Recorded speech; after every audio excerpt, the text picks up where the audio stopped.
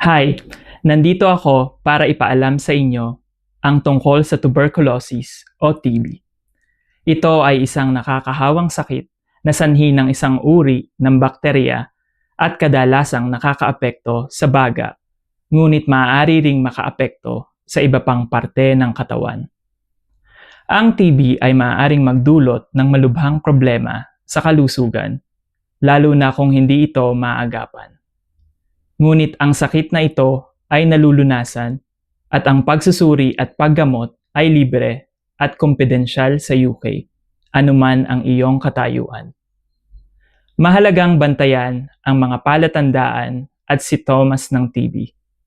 Kabilang dito ang ubo na 3 linggo o higit pa ang tagal, pagbaba ng timbang, pagkawala ng gana sa pagkain, mataas na temperatura o lagnat, pagpapawis sa gabi, matinding pagod o kawalan ng lakas.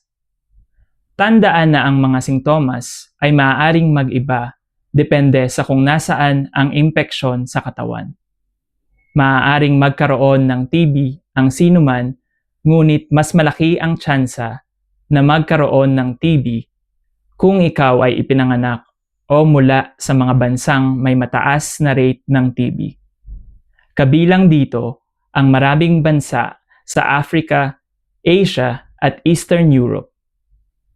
Kung dumating ka sa UK sa nakalipas na 5 taon mula sa isa sa mga bansang ito, hinihiling namin sa inyo na tanggapin ang alok na libreng chest x-ray at latent TB test.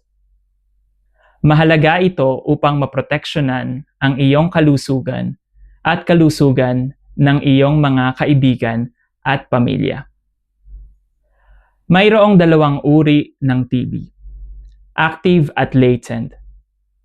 Ang aktibong TB ay kumakalat sa pamamagitan ng hangin kung ang mga taong may TB sa mga baga o lalamunan ay umubo, bumahin o nagsalita at nagkakalat ng mikrobyo sa hangin. Kung malalanghap ng ibang tao ang mga mikrobyong ito, maaari silang mahawa. Kung ikaw ay may nakatagong TB, ang bakterya ng TB sa iyong katawan ay natutulog. Wala kang sakit at hindi mo maipapasa ang TB sa iba.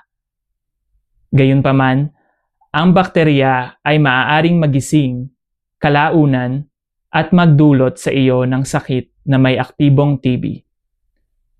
Ang mabuting balita ay ang latent TB ay maaaring gamutin upang maiwasang mangyari ito. Ang TB ay ginagamot sa pamamagitan ng isang kurso ng gamot na libre. Ang maagang paggamot ay nangangahulugan na mas maagang paggaling. Binabawasan din ito ang panganib ng anumang pangmatagalang pinsala sa katawan at nakakatulong na pigilan ang pagkalat ng TB.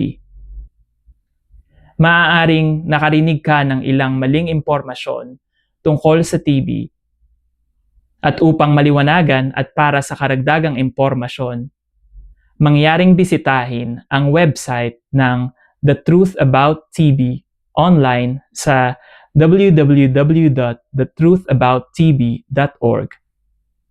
Kung pinaghihinalaan mo na ikaw o isang taong kilala mo ay may TB, makipag-ugnayan sa iyong GP o tagapagbigay ng pangangalagang pangkalusugan. Ito ay libre at confidential. Salamat sa pakikinig.